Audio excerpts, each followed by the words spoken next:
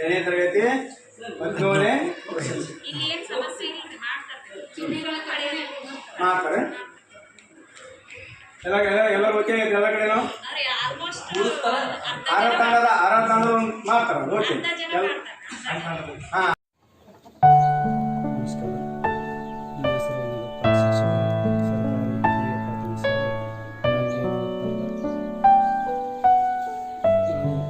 ತರಗತಿ ಮಲ್ಲಿಕಡಿ.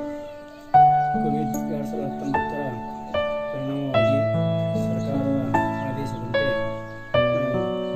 From home ಎನ್ನುವ ಒಂದು ಆದೇಶವು ಜಾರಿಯಲ್ಲಿರುವುದರಿಂದ ನಾವು ಈ ಒಂದು ಆಡಿಯೋ ಮೂಲಕ ತರಗತಿಗಳಿಗೆ ಪಾಠ ಬೋಧನೆ ಮಾಡ್ತಕ್ಕಂಥ ಒಂದು ವಿಷಯವನ್ನು ನಮ್ಮ ಆಯುಕ್ತಾಲಯ ವಿಭಾಗದಲ್ಲಿ ವಹಿಸಿದ್ದಾರೆ.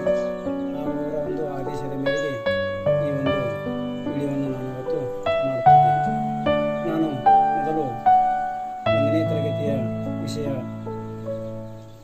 ಕನ್ನಡ, ಕನ್ನಡದ ಒಂದು ವಿಷಯವಾಗಿ ಈ ಒಂದು ವಿಡಿಯೋವನ್ನು ಮಾಡುತ್ತಿದ್ದೇನೆ. ಮೊದಲನೇದಾಗಿ 1ನೇ ತರಗತಿಯ ಮಕ್ಕಳು ಆಗ ತಾನೇ ಶಾಲೆಗೆ ಆಗಮಿಸುತ್ತಾರೆ. ಅವರನ್ನು ನಾವು ಮಕ್ಕಳನ್ನು ಮುಖ್ಯವಾಹಿನಿಗೆ ತರಲು ಮೊದಲು ಅವರನ್ನು ಅಕ್ಷರಗಳ ಪರಿಚಯ ಮಾಡುವುದಕ್ಕಿಂತ ಮೊದಲು ಹಾಡುಗಳು, ಆಟಗಳ ಮೂಲಕ ಅವರನ್ನು ನಾವು ಪರಿಚಯ ಮಾಡಿಕೊಳ್ಳುತ್ತೇವೆ. ನಂತರ ಸುಮಾರು ಒಂದು 15 ದಿವಸಗಳ ನಂತರ ನಾವು ಅವರನ್ನು ಪಾಠ ಪ್ರವಚನಗಳಿಗೆ ರೆಡಿ ಮಾಡುತ್ತೇವೆ. ಆ ಒಂದು ಸಂದರ್ಭದ ಸಮಯದಲ್ಲಿ ಮೊದಲು ನಾವು ರಗ ಸದ ಅನ್ನುವ ಅಕ್ಷರವನ್ನು ಕಲಿಸಬೇಕು. ರ ಗ ಸ ದ ಅ ಈ ಅಕ್ಷರಗಳಲ್ಲಿ ಅಂದರೆ 1, 2, 3, 4, 5 ಈ 5 ಅಕ್ಷರಗಳಲ್ಲಿ ಹಲವಾರು ಶಬ್ದಗಳನ್ನು ಕೂಡ ನಾವು ಸರಳ ಶಬ್ದಗಳನ್ನು ಕೂಡ ಮಾಡಬಹುದು. ಈ ತರ ನಾವು ಮಕ್ಕಳಿಗೆ ಮತ್ತೆ ಅವರಿಗೆ ಕೆಲಸವನ್ನು ಹಚ್ಚಬೇಕು. ರ ಅನ್ನೋದ್ರಲ್ಲಿ ಸ ಜೋಡಿಸಿದರೆ ರಸ. ಅದೇ ರೀತಿ ಸದ ಮುಂದೆ ರ ಜೋಡಿಸಿದರೆ ಸರ. ಅದೇ ರೀತಿ ಅದರ ಮುಂದೆ ರ ಇಟ್ಟರೆ ಹರ. ಗದ ಮುಂದೆ ರ ಇಟ್ಟರೆ ಗರ. ನಂತರ ರ ಸ ಹರಸ.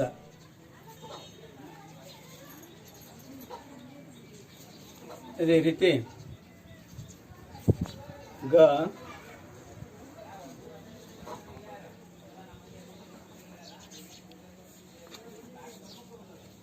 ರ ಗ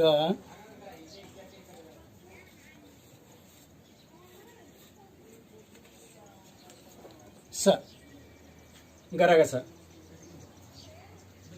ರಸ, ಸರ, ಅರ, ಗರ, ಅರಸ, ಗರಗಸ, ಸರಸ. ಹೀಗೆ ಇನ್ನೂ ಹಲವಾರು ಸರಳ ಶಬ್ದಗಳನ್ನು ಕೂಡ ನಾವು ಈ ಫ್ಲಾಶ್ ಕಾರ್ಡ್ಗಳ ಮೂಲಕ 1ನೇ ತರಗತಿಯ ಮಕ್ಕಳಿಗೆ ಬೋಧಿಸುವ ತರಗತಿ 2 ಮತ್ತು 3ನೇ ತರಗತಿ ಗಣಿತ ವಿಷಯ. ಈ ಫ್ಲಾಶ್ ಕಾರ್ಡ್ ಸಂಖ್ಯೆಗಳನ್ನು ನೀಡಿ ಮೊದಲೇ ನಾವು ಈ ತರಹದ ಕಲಿಕೋಪಕರಣಗಳನ್ನು ತಯಾರಿಸಿಕೊಂಡಿರ್ತೇವೆ. ಇಲ್ಲಿ ನಾನು 1ನೇ ಸ್ಥಾನ ಮತ್ತು 2ನೇ ಸ್ಥಾನವನ್ನು ಖಾಲಿ ಬಿಟ್ಟಿರುತ್ತೇನೆ. ಮುಂದುವರೆದು ಕ್ರಮ ಸಂಖ್ಯೆಗಳಾದ 1, 10. ಇಲ್ಲಿ ನಾವು 1 ರಿಂದ 9ರವರೆಗೆ ಸಂಖ್ಯೆಗಳನ್ನು ಮಕ್ಕಳಿಗೆ ತಿಳಿಸಿಕೊಟ್ಟೆವು. ಮುಂದುವರೆದು ಮುಂದಿನ ಸಂಖ್ಯೆಗಳಾದ 11,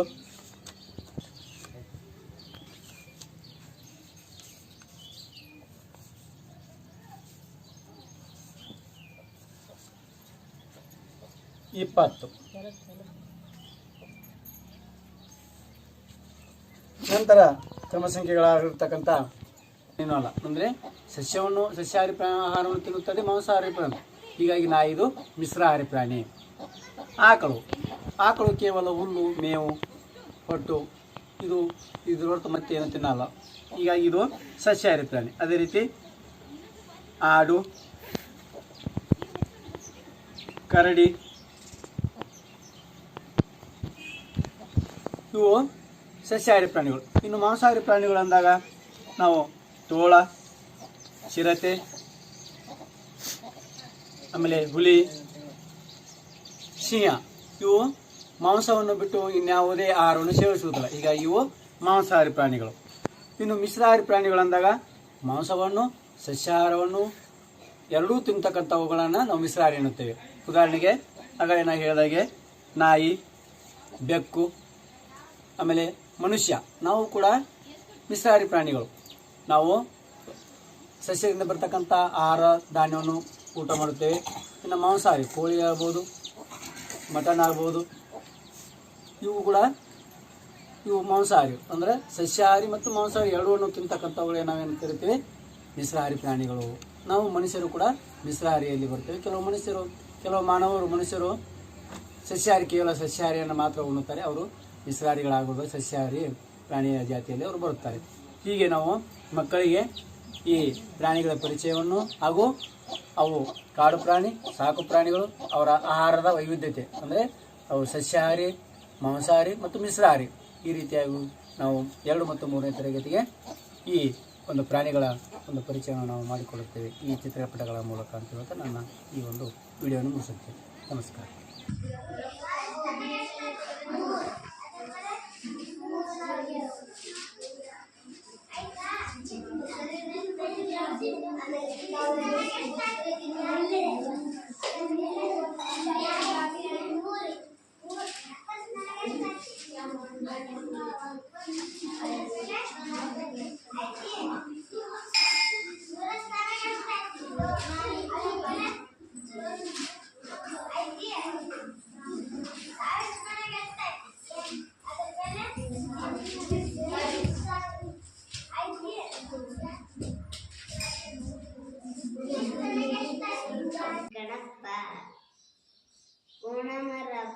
ಈಗ ಯಾವುದೇ ಈಗ ನಿನಗೆ ಯಾವ ಪದಗಳು ಗೊತ್ತದ ನಿನಗ?